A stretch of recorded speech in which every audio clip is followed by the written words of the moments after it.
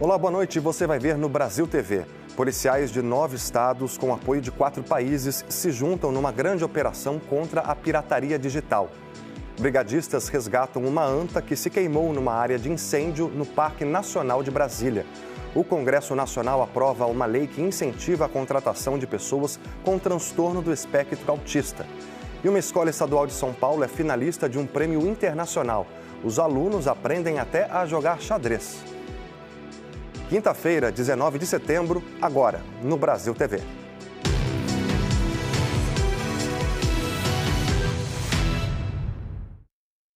Uma grande operação contra a pirataria digital reuniu hoje policiais de 9 estados brasileiros com a colaboração de agentes de 4 países.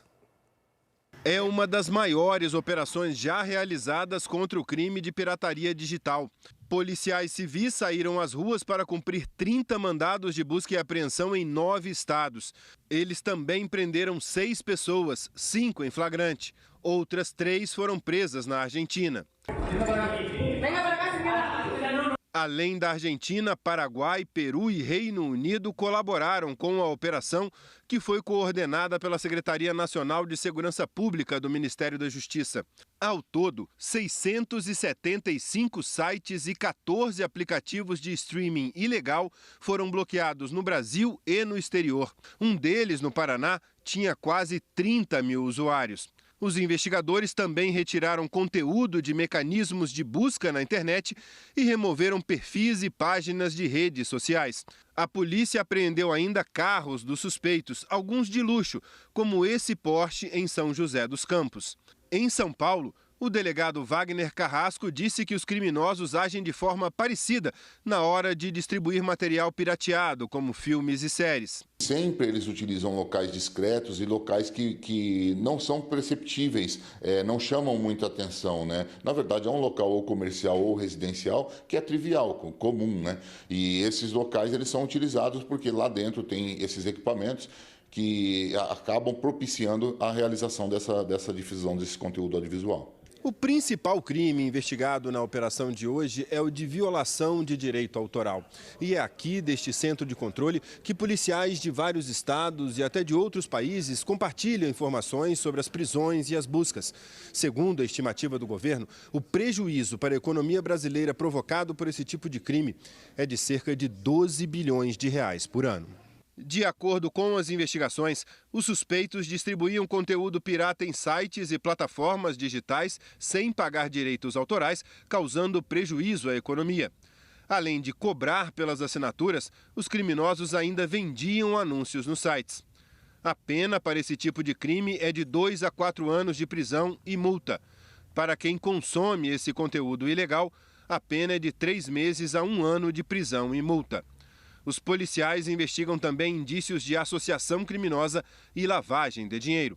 O secretário nacional de Segurança Pública alerta que, muitas vezes, quem consome conteúdo pirata acaba exposto a outros tipos de crime. A pessoa, quando baixa um programa desses, um programa pirata, ela corre muitos riscos, porque na maioria das vezes estão sendo instalados nas suas máquinas, nos seus computadores, nos seus celulares, programas espiões que podem roubar seus dados enfim, traz prejuízo econômico, prejuízos muito grandes para essas pessoas. Então, até mesmo o consumidor está sendo protegido com esta operação. No Distrito Federal, a Polícia Civil fez uma operação contra o furto de energia, um crime que vem se alastrando pelo país e que provoca prejuízo tanto para as empresas concessionárias como para os cofres públicos. Os agentes flagraram uma rede de açougues com equipamentos adulterados em Ceilândia. Segundo a polícia, a investigação começou depois que a Neoenergia percebeu uma alteração dos medidores de energia das lojas da rede. Das 4 lojas que ficam em Ceilândia e no Sol Nascente, uma delas não tinha o aparelho que media o consumo. Já os medidores das outras lojas apresentavam oscilações de consumo. Ainda segundo a polícia, a conta de energia de cada loja daria em média R$14 mil. Mas com o furto, cada estabelecimento pagava pouco mais de R$2 mil na conta de luz. A Após o flagrante, a energia foi cortada e os funcionários foram levados para a 15ª DP para prestar esclarecimentos. Os responsáveis pelas lojas não foram encontrados, mas foram identificados e indiciados pelo crime de furto qualificado. A pena prevista para esse tipo de crime é de até 8 anos de prisão.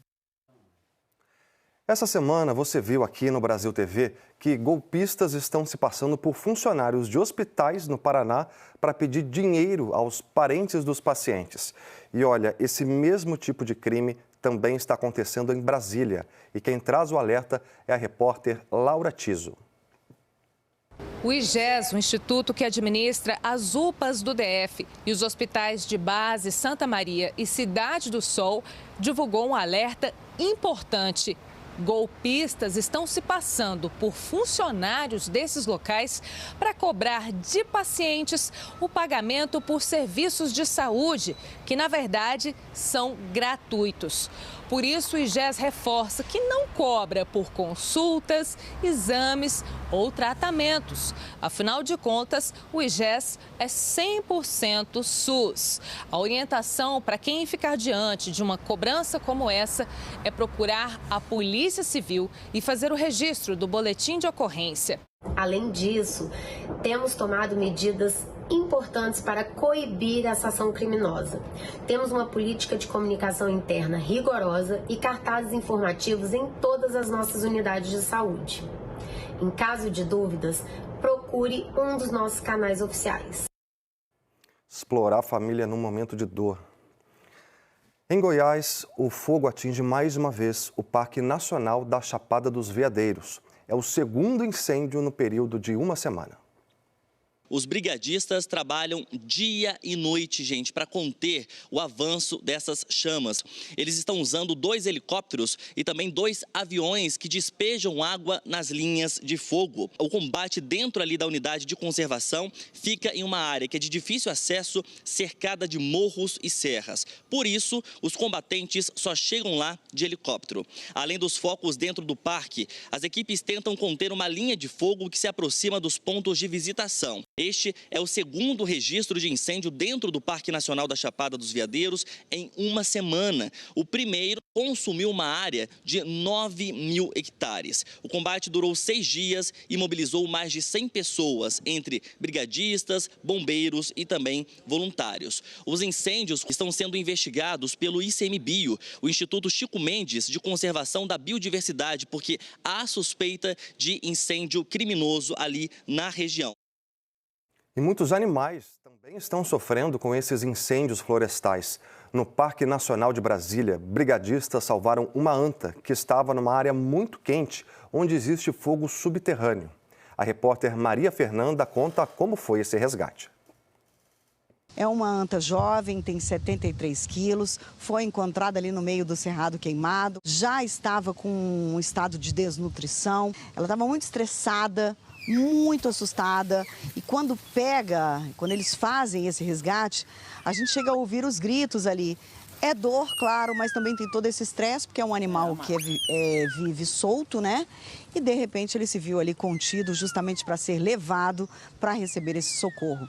Ele recebeu os primeiros socorros ali pelo batalhão da Polícia Militar Ambiental, ainda no Parque Nacional de Brasília, e depois foi trazido aqui para o zoológico, para o hospital veterinário que fica dentro do zoológico que atende animais silvestres. Recebeu muito remédio, inclusive a gente estava conversando com a veterinária que disse que hoje ele está parecendo que está sedado, está mais quietinho, mas é porque é todo esse medicamento que recebeu para tentar melhorar a dor, porque é muita dor que se sente e também em consequência de todo esse processo que esse animal está passando.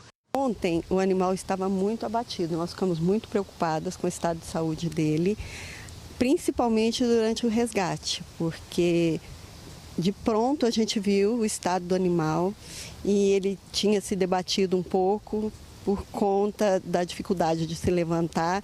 Então algumas lesões, né, na face não são em razão da queimada, foi mais por conta de se debater. Ele foi transportado anestesiado, né, com um grupo de 4 pessoas acompanhando, e chegou aqui. Ele passou por uma monitoração, Foi feito curativo, ele está usando uma espécie de uma botinha nos 4 pés, né? Hoje a gente estava muito preocupado, mas ele amanheceu responsivo inicialmente, posteriormente ele ficou de pé e tomou bastante água. Que se recupere bem. O Congresso Nacional aprovou uma lei que estimula a contratação de pessoas com transtorno do espectro autista. Há 7 meses, a Júlia, de 19 anos, trabalha no departamento administrativo do Grupo Marista, em Curitiba. Mas ela gostaria de ter começado a trabalhar bem mais cedo, assim que entrou na adolescência. Porém, o autismo se apresentava como barreira. Diagnosticada com TEA, transtorno do espectro autista, grau 1, a Júlia achava que dificilmente seria contratada. Até que arriscou se candidatar a uma vaga e passou na seleção. Por um momento eu pensei que eu nunca ia conseguir arranjar um emprego e eu vi que o problema não é o autismo, e sim muitas empresas que não estão preparadas para receber pessoas autistas, sabe? Então, agora que eu comecei a trabalhar, eu vi que é possível sim, sabe?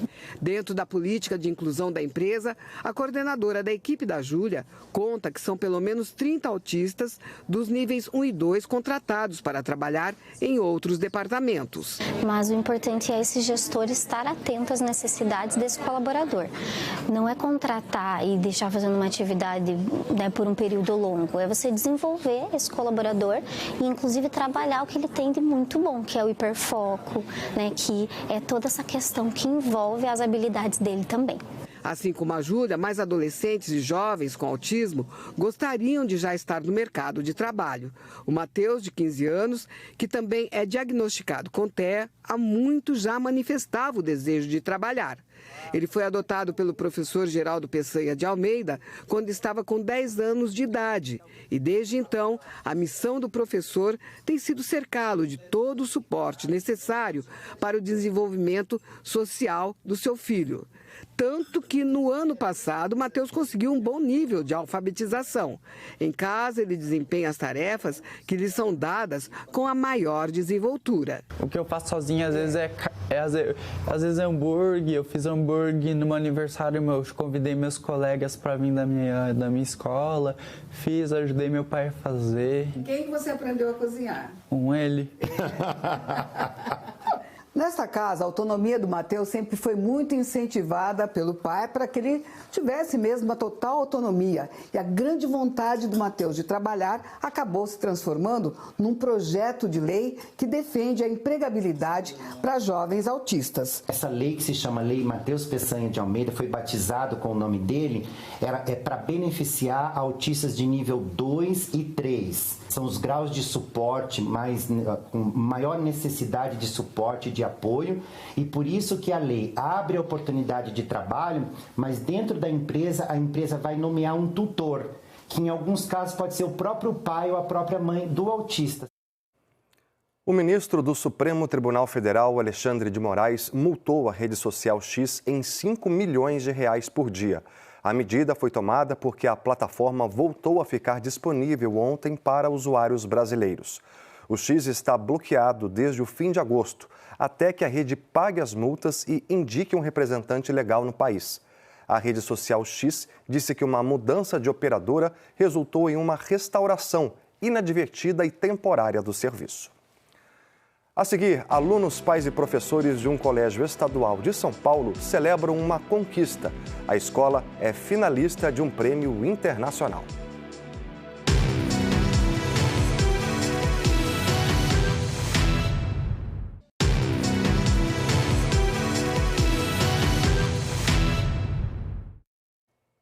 Faz 10 anos que as baleias jubarte deixaram de ser uma espécie sob ameaça de extinção.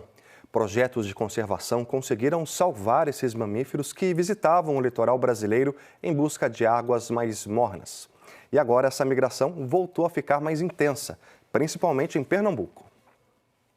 Esta é uma rota migratória das jubartes, as acrobatas gigantes dos mares. Elas conseguem dar saltos impressionantes, quase inacreditáveis para um animal que pesa 40 toneladas e chega a 16 metros de comprimento. Estas imagens foram feitas por pesquisadores que há 36 anos monitoram as jubartes durante a temporada de reprodução e chegaram a Pernambuco. E seguimos mar adentro. O Recife vai sumindo na paisagem. Em pouco mais de 1 hora de navegação, os pesquisadores avistam as primeiras baleias. De longe, dá para ver os borrifos na hora em que elas vêm à tona para respirar. Dá para ver claramente a mãe, o filhote e um macho que acompanha a fêmea à espera da hora de acasalar. Os pesquisadores aproveitam a aproximação para fazer a coleta de uma amostra de pele e gordura para estudos. É preciso esperar o momento exato e mirar a balestra, esta espécie de arco de flecha. Depois é só recolher o material. A pele é análise genética, né? Faz alguma sexagem, pode saber idade, sexo. E a gordura você consegue saber se ela está lactando, como foi uma fêmea, né? Está lactando, se tem algum acúmulo de metais pesados, né? Saúde populacional. Conhecer para preservar. Os pesquisadores esperam as visitantes todos os anos. Elas procuram as águas mornas do litoral brasileiro, fugindo do frio da Antártica.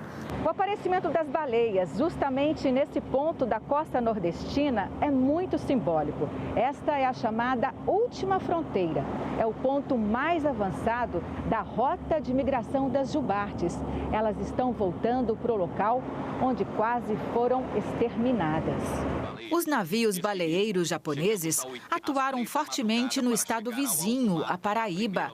Caçavam com arpões disparados de canhões. Mas só em 1987, a caça às baleias foi proibida por lei no país. Como a população cresceu, elas estão ocupando aí áreas mais ao norte, pegando toda a área do Nordeste que já vem ocorrendo e usando não só como uma área de passagem, mas como uma área fértil tanto para o acasalamento como para a mãe cuidar dos seus filhotes. Resilientes, as jubartes deixaram a lista de animais ameaçados de extinção e se multiplicaram.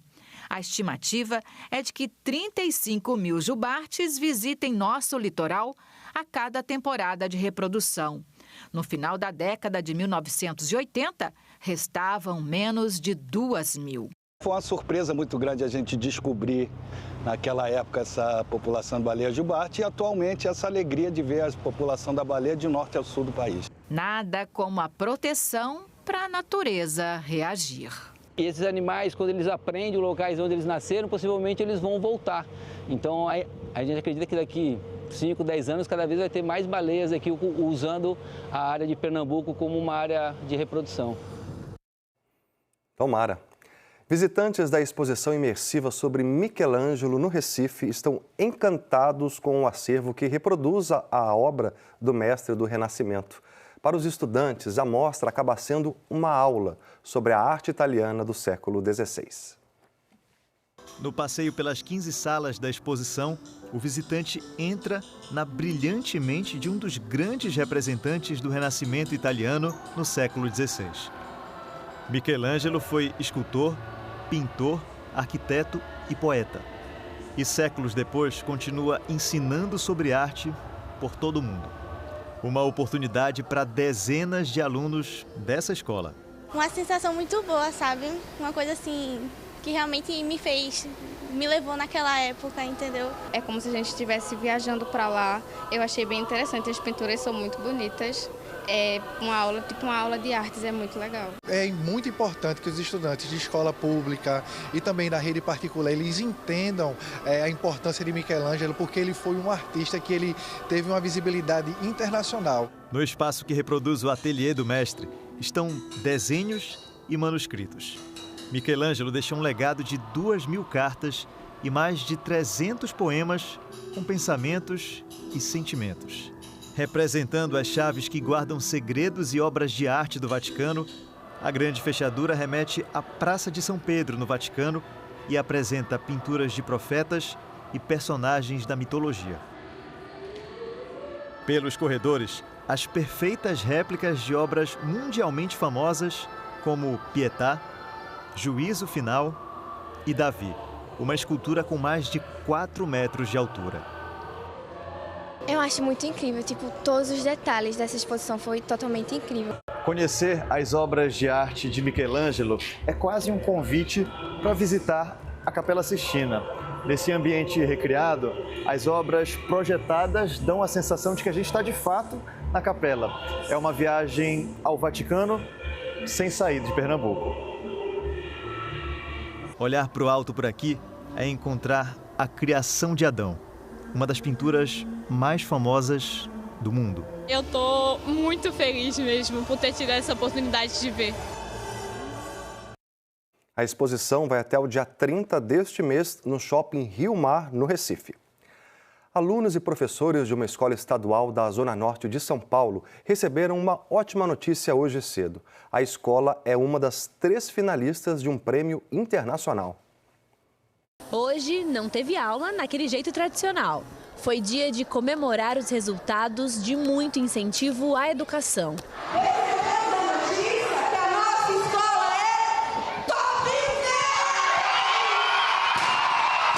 A festa foi organizada para anunciar que a Escola Estadual Pedro Costa, na Vila Isolina Mazei, zona norte da capital, é a única escola brasileira finalista do World's Best School, na categoria Colaboração da Comunidade. São 3 na disputa pelo título de melhor do mundo. A virada de chave que levou a escola a essa colocação veio da integração entre a comunidade e os estudantes, com projetos de xadrez e atletismo. Desde 2018, os professores aplicam essas atividades para as crianças, só que com uma estrutura menor. Aí, a partir de 2022, quando a escola virou uma unidade de ensino integral, esse tipo de atividade chegou para todos os alunos. Os alunos começaram a ficar mais participativos, viam com outros olhos, né? Porque tudo que é muito lúdico para eles, que é mais bonito, mais colorido, chama mais a atenção da criança. E aí passa a ser levado para dentro de casa. Alguns alunos levam o xadrez no final de semana para explicar para os pais. Os pais estão menos sedentários porque os filhos querem ir para os clubes. Isso só foi possível com a ajuda da instituição Parceiros da Educação. Nas formações dos professores, no apoio da equipe gestora, a gente conseguiu pensar em projetos em que os alunos aprendem e aprendem ampliando os horizontes, aprendem se divertindo. Eles estão aprendendo matemática, tem conceitos de lógica e tudo isso combinado para pensar na formação integral dos alunos.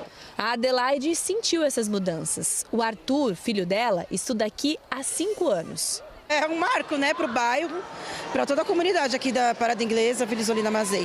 E ele já consegue compreender a dimensão de tudo isso. Faz muito sentido. Por quê?